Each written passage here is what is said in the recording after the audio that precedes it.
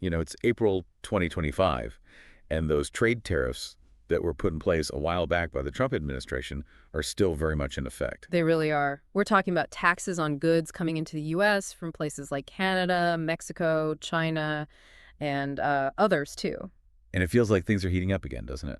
Absolutely. There's a real sense of unease right now about what this ongoing situation means for everyday life. Are prices going to keep climbing? Is the economy heading for a sort of bumpy ride? Those are the questions. Exactly the concerns we're hearing. Right. And it's not just a feeling. Think about this.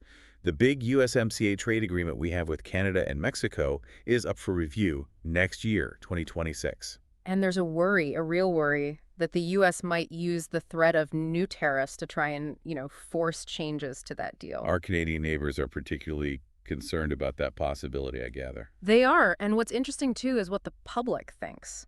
A recent survey showed, 60% of Americans believe these high tariffs will lead to higher prices for them. Yeah, a solid 60%. That's Yeah. a significant majority anticipating a direct hit to their wallets. And it seems like those worries might already be showing up in the numbers, right? Consumer confidence took a noticeable dip back in March. It did, with more people expecting inflation to rise. It's almost like a self-fulfilling prophecy sometimes, isn't it? Well, it can be. If people expect prices to go up, that influences spending, maybe contributes to it happening, and that drop in confidence is a really important signal. How so? When you're less sure about what's coming, you tend to be more careful with your money, right? And that can have a knock-on effect through the whole economy. Makes sense. And it's not just us here in the U.S. paying attention either. The international community is weighing in. Oh, yeah. Like who? The European Commission, for instance, has been quite direct, criticizing the U.S. tariffs, urging a reconsideration. So these policies are definitely making waves globally. Which raises a really important question, how sustainable is this approach when key partners are objecting so strongly? Trade involves multiple players. Strained relationships can lead to unexpected consequences down the line. Okay, so that's the current landscape. A bit tense. Yeah. So today, we're going to really dig into these ongoing trade disputes. We're going to do a deep dive into what tariffs and quotas actually are in plain language. And what it means when we hear talk of a full-blown trade war. Exactly. Our goal is to give everyone a much clearer understanding of how these tools are being used right now. And what the potential impact could be on you, on your daily life. We want to cut through the jargon, lay out the basics. Understanding these fundamentals is key, right, to grasp why this matters. Definitely. So where should we start? Canada and Mexico. Let's do it. So what's been happening specifically there? This isn't brand new, of course. Tariffs on steel and aluminum were put in place some time ago. Right. And the widespread expectation is that these tariffs are going to significantly disrupt trade, disrupt those deeply interconnected supply chains across North America. They really are interconnected, aren't they? It's not like three totally separate economies. Not at all. They rely heavily on each other. And disruptions there. That could mean shortages, price hikes on everyday goods, car parts, produce, you name it. And it's not just a guess, is it? Many economists are pretty skeptical about whether these tariffs will actually work as intended. Skeptical is putting it mildly. A lot of them predict exactly what that survey suggested. Higher consumer prices, worsening cost of living here. I saw Yale University's budget lab put a number on it. They did. Estimated around a $1,200 loss in purchasing power for the typical U.S. household because of these tariffs. That's, tangible. Wow, $1,200. Why are economists so skeptical, though? Well, fundamentally, tariffs act like a tax on imports, on consumption. Businesses either have to eat that cost, which hurts their profits. Or they pass it on to consumers. Exactly, which directly raises your cost of living. And it doesn't necessarily guarantee those manufacturing jobs come flooding back in the way proponents hope. And predictably, perhaps it hasn't been a one-way street. Canada and Mexico have responded. Oh, absolutely, with their own tariffs on U.S. goods. Canada, for example, slapped a hefty 25% tariff on billions of dollars worth of American products. And didn't some Canadian provinces even ban or consider banning American liquor? Kind of symbolic, but still. Yeah, those kinds of retaliatory measures are typical. It's that classic tit-for-tat scenario in trade disputes when one country imposes tariffs. The other feels pressure to respond in kind, right? To protect their own industries or exert pressure. Precisely. And Mexico also vowed retaliation against U.S. tariffs. So this back and forth can really escalate things. But it's not always straightforward, is it? You mentioned pauses and delays. That's right. Even with tariffs announced, implementation can be complex. We saw some tariffs on Canada and Mexico paused for a month back in February 2025 after leaders talked. Suggest negotiations still happening, maybe some second thoughts? Possibly. And similarly, a plan to double metal tariffs on Canada in March 25 was pulled back after Ontario relented on some issue. So it's not a completely fixed situation. There's still movement. Definitely discussions happening behind the scenes. And hanging over all of this is that 2026 review of the USMCA agreement. That adds another layer of complexity. Huge layer. There's a real concern the U.S. might use tariffs, or the threat of tariffs, as leverage to push for changes in that agreement. More uncertainty. Especially when you consider the history. We had the Canada-U.S. Free Trade Agreement, then NAFTA, now USMCA, decades of closer economic ties. Exactly. A long period of increasing integration. These tariffs really feel like a reversal of that trend, a step back. And this term reciprocal tariffs keeps popping up. What's that about? Reciprocal tariffs. The idea is basically mirroring what other countries charge. It's presented as leveling the playing field. Like, you charge us 10% on our widgets, we'll charge you 10% on your gadgets. Something like that. It's framed as fairness, though the economics can be more complicated. Okay. Now, let's shift focus a bit. The U.S.-China trade situation. That's been going on longer, feels more entrenched. Definitely. That trade war, characterized by that tit-for-tat pattern, has been rolling since 2018. Repeated rounds of tariffs from both sides. And it's still active. Recent actions. Oh, yes. China hitting back at U.S. tariffs with its own, launching investigations. The tensions are still very much there. And the impact on U.S. consumers. Is it measurable? It seems to be. Data suggests the price index for goods hit by tariffs has increased more than for non-tariffed goods. So that direct cost increase appears real. And beyond just prices, what about confidence? That seems affected too. Surveys showed dips in both consumer sentiment and small business confidence linked to the trade war uncertainty. Makes sense. Hard to plan when the trade rules feel like they're constantly shifting. Exactly. And certain sectors felt it acutely. U.S. farmers, for instance, faced huge challenges from China's retaliatory tariffs. Right. China was a massive market for agricultural exports. Soybeans, for example. Huge market. Exports plummeted. That led to surpluses here, lower prices for farmers, real economic hardship in farming communities. And the government stepped in with bailout programs, didn't they? They did. To provide financial support, which just highlights the significant real-world consequences and the need for intervention sometimes. Now, there was that Phase 1 trade deal signed a while back.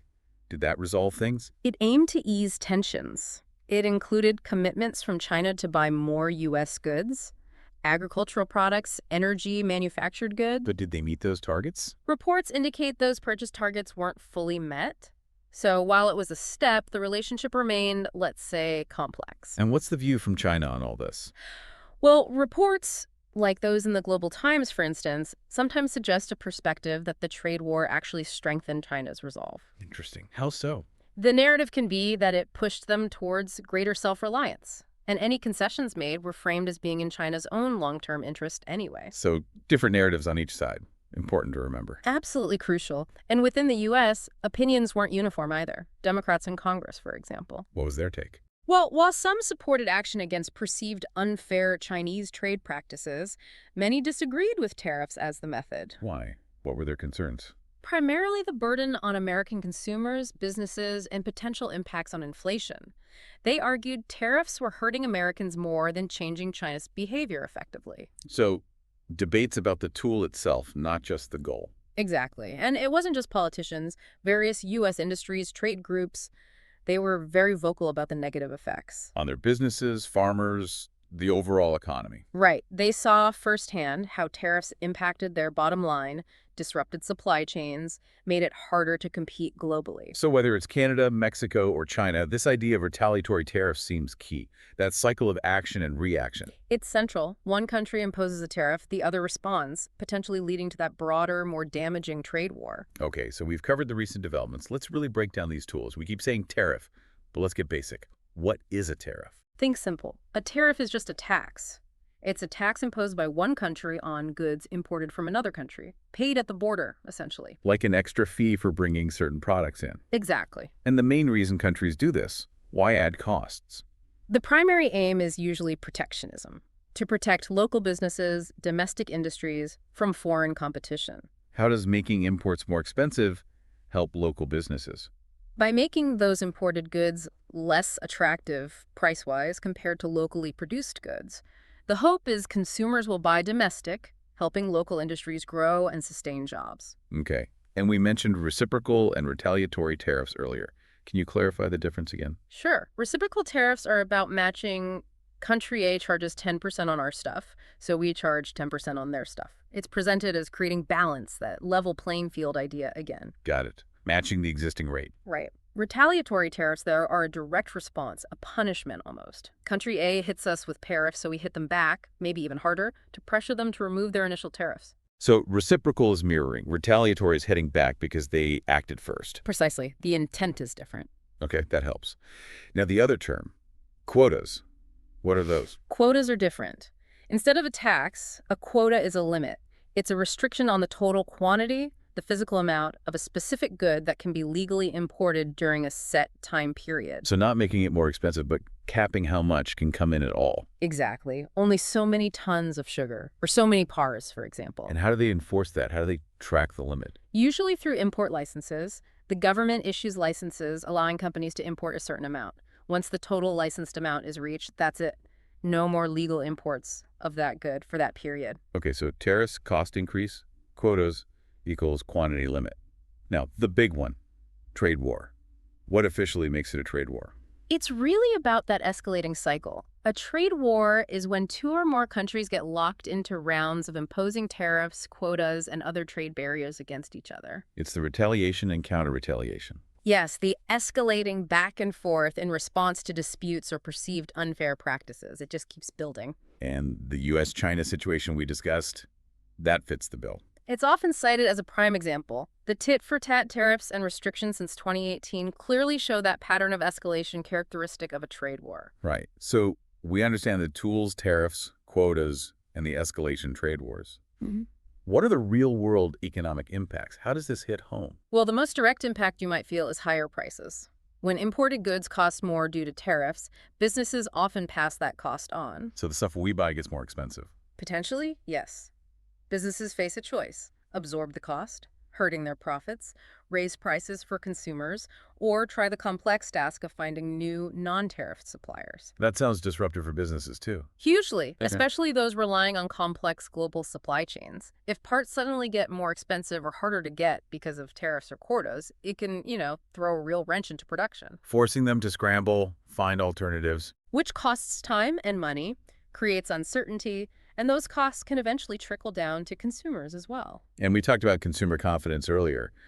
Trade wars fuel that uncertainty. Absolutely. All this instability, shifting rules, potential price hikes, worries about jobs, if industries are impacted, it makes people nervous. And nervous people spend less. Generally, yes, they become more cautious. And when many people pull back on spending, it can dampen overall economic growth. It feels like underlying all of this is that concept of protectionism. Can you quickly define that? Sure. Protectionism is essentially the economic policy of restraining trade between countries through methods like tariffs and quotas. With the goal being? The stated goal is usually to shield a country's domestic industries from foreign competition, safeguard jobs, encourage local production. But, as we've discussed, it comes with trade-offs and potential negative consequences. Okay, let's try and pull this together. We've seen the U.S. tariffs from the Trump era are still impacting trade with Canada, Mexico, China, causing concern about prices and the economy. Right. And specific flashpoints like the upcoming USMCA review adding uncertainty alongside the retaliatory tariffs from those partner countries. And we've defined the key tools. Tariffs as taxes on imports, quotas as limits on import quantities. And trade wars as that escalating cycle of restrictions like the U.S.-China example. Highlighting the potential impacts, higher consumer prices, business disruption, economic uncertainty. All stemming from these trade policy choices. So as these disputes continue and the global economy keeps adjusting, it leaves us with a big question to think about, doesn't it? It does. What kind of long-term shifts might we see in how goods are made and traded globally? How do we balance protecting domestic industries against the very real costs and complexities of restricting international trade? Definitely something to keep watching. A complex balancing act indeed.